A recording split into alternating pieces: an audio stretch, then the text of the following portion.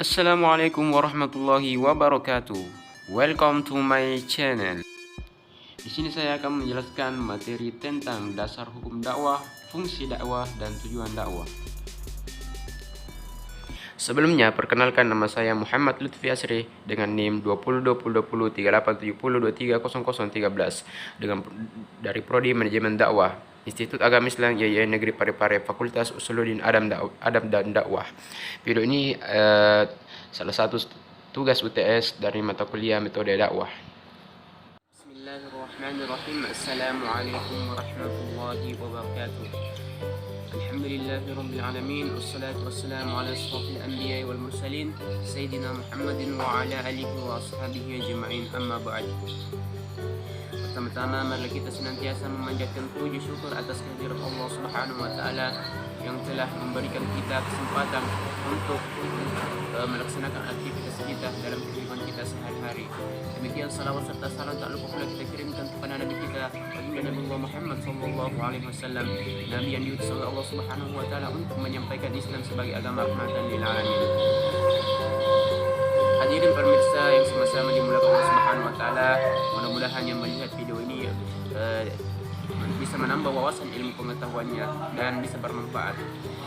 Baiklah, saya akan menjelaskan sedikit mengenai materi tentang dasar hukum dakwah, fungsi dakwah dan tujuan dakwah. Yang pertama yang saya jelaskan yaitu dasar hukum dakwah. Nah, sebenarnya para pakar sudah berselisih paham dalam menanggapi soal ini. Sejauh pemikiran yang berkembang, perselisihan dalam masalah ini dapat dikelompokkan menjadi 3 bagian. Yang pertama yaitu dakwah dihukum secara fardu ain, kemudian dakwah itu dihukum secara fardu kifayah, dan kemudian yang ketiga yaitu pertengahan antara dua pendapat ini, yaitu antara fardu ain dan fardu kifayah. Baiklah, pertama yang saya akan menjelaskan, dakwah dihukum sebagai personal fardu ain. Artinya bahwa dakwah merupakan kewajiban bagi setiap muslim, bagi setiap umat muslim yang akan diganjar pahala jika ia mengerjakannya. Kemudian sebaliknya, jika kalau ia meninggalkan hal dakwah tersebut, jika ia tidak melakukan perbuatan dakwah, maka ganjaran dosa baginya pula. Kemudian dakwah menjadikan kewajiban personal karena ia memiliki tuntunan keimanan. Setiap orang yang mengaku beriman maka diharuskan mempersaksikan keimanannya itu kepada umat. Karena kenapa? Selain melakukan perbuatan amal soleh, persaksian iman juga dapat diwujudkan dalam bentuk dakwah.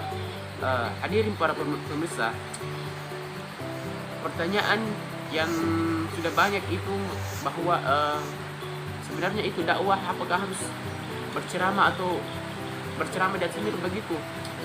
Yang saya ketahui bahwa dakwah ini sangat luas prospeknya. Karena kenapa? Apalagi di era sekarang ini, di masa teknologi sangat luar biasa ya. Saya jelaskan sedikit bahwa dakwah itu tidak harus di atas mimbar atau berceramah begitu. Saya jelaskan bahwa dakwah ini sangat luas, apalagi kita bisa memanfaatkan sosial media kita bisa men-share postingan kebaikan, postingan ceramah di YouTube, di Instagram kah. Ya, seperti itulah. Dakwah sangat luas, kita juga bisa mengajak orang. Bahkan dakwah itu kita bisa berbicara empat mata kepada seseorang jika kita ingin menasihatinya. Contoh salah satu berdakwah menasihati kepada orang itu untuk mencegah dari perbuatan yang mungkar dan mengajak mereka ke jalan yang ma'ruf. Artinya bahwa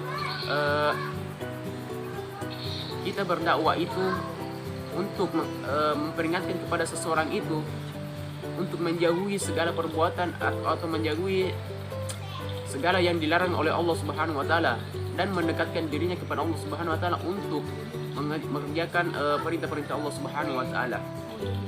Kemudian hukum dakwah dihukumi. Kemudian hukum dakwah yang kedua yaitu fardu kifayah. Dakwah hukum sebagai kewajiban kolektif fardu kifayah. Hal ini berarti dakwah merupakan kewajiban yang dibebankan kepada komunitas tertentu yang berkompeten dalam suatu masyarakat. Bila di dalamnya telah ditemukan sekelompok orang yang mewakili tugas itu, maka gugurlah sebagian kewajiban rekan-rekan lainnya. Karena kenapa? Salah satu di antara mereka sudah melakukan kewajiban tersebut. Maka sebaliknya jika kalau tidak ada orang yang mewakili di antara mereka, maka mereka akan semua kena mendapatkan dosa semuanya. Kemudian dakwah dihukumi sebagai wajib individual atau disebut dengan fardu ain, sekaligus kewajiban kolektif fardu kifayah. Maksudnya di antara pertengahan fardu ain antara fardu kifayah ini, hukum asal dakwah itu adalah wajib atau fardu ain, sehingga setiap mukmin memiliki tanggung jawab moral untuk menyampaikan agamanya sesuai dengan tara kemampuan dan kapasitasnya masing-masing. Dengan cara kemampuan dan kapasitasnya masing-masing itu, namun demikian pada aspek-aspek tertentu dakwah tidak dapat diserahkan kepada dakwah itu tidak dapat diserahkan kepada sembarang orang. Artinya dalam dakwah posisi ini bisa menjadi tugas berat dan menuntut profesionalitas. Dakwah memerlukan kompetensi dan hanya itu mungkin dilakukan oleh orang-orang yang memiliki keahlian dalam bidangnya. Contoh adalah para ulama. Mereka wajib berdakwah karena ia memiliki keahlian dalam bidang-bidang dakwah tersebut. Pendapat ketiga ini merupakan jalan tengah dari dua pendapat sebelumnya yang saling tolak belakang. Pendapat ini menjadi jalan tengah lantaran tidak memandang dakwah hanya sebagai kewajiban ulama semata, tetapi juga tidak membenarkan menyerahkan masalah dan tugas dakwanya hanya kepada masing-masing orang semata. Itulah yang dasar-dasar dakwah yang bisa saya sampaikan. Kemudian kita lanjut ke materi selanjutnya, yaitu fungsi dakwah. Fungsi dakwah ini sebenarnya ada beberapa macam. Artinya kalau kita bahasa Arab kan, yaitu la ilaha illallah, tiada Tuhan selain Allah. Fungsi utama dari dakwah Islam adalah memberikan penjelasan dan pemahaman kepada umat Islam agar menyembah kepada Allah Subhanahu wa taala, yang menolak berbagai ideologi, paham dan keyakinan hidup yang lainnya. Penjelasan dan pemahaman yang komprehensif tentang Tuhan bersumber dari kitab suci dan diturunkan kepada Nabi melalui ayat-ayat yang terdapat dalam kitab suci. Tuhan memperkenalkan dirinya dan sekaligus mengajarkan bagaimana manusia dapat berbakti dan menyembah Tuhannya.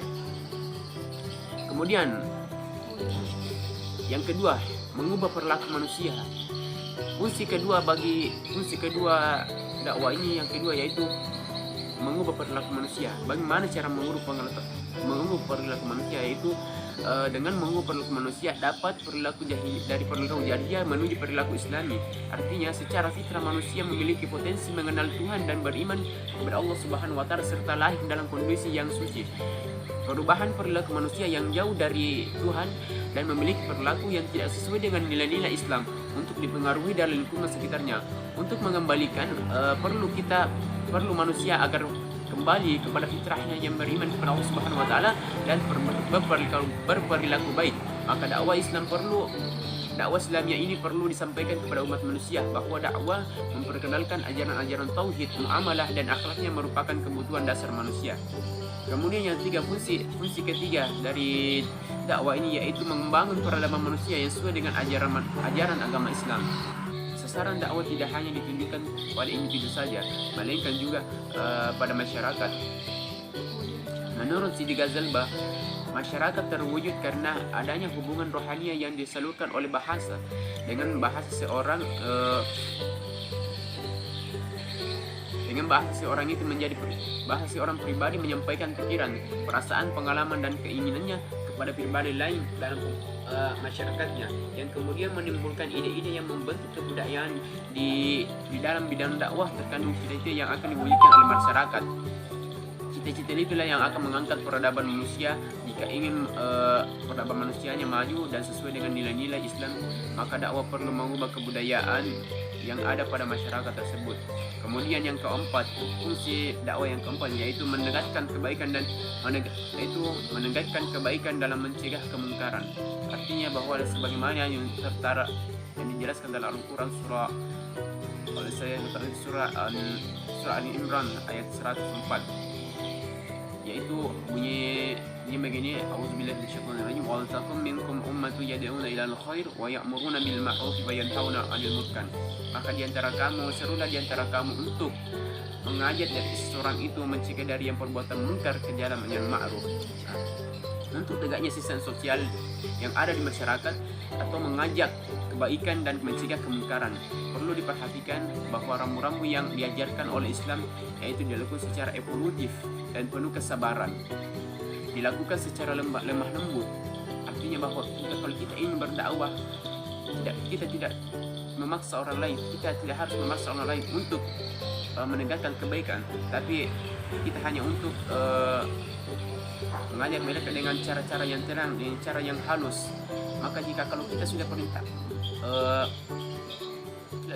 kalau kita sudah menasihati mereka, kemudian mereka itu tidak mau mendengar apa yang kita ucapkan, maka gugurlah kewajiban kita untuk berdakwah, karena gugurlah kewajiban kita untuk berdakwah karena kita sudah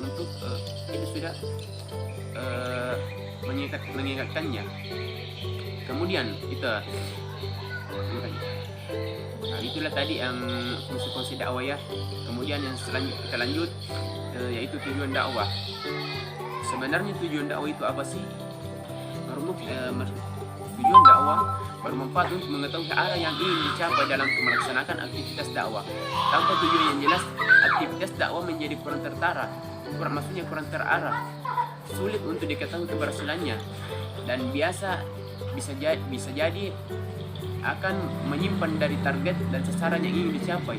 Hal terpenting yang harus diperhatikan ketika merumuskan tujuan dakwah adalah siapa yang menjadi objek dakwah, laki-laki kah, perempuan, dewasa, remaja, atau berpendidikan, atau masyarakat biasa. Setelah mengetahui objek dakwah, selanjutnya kita menyusun materi dakwah sesuai dengan kebutuhan objek dakwah.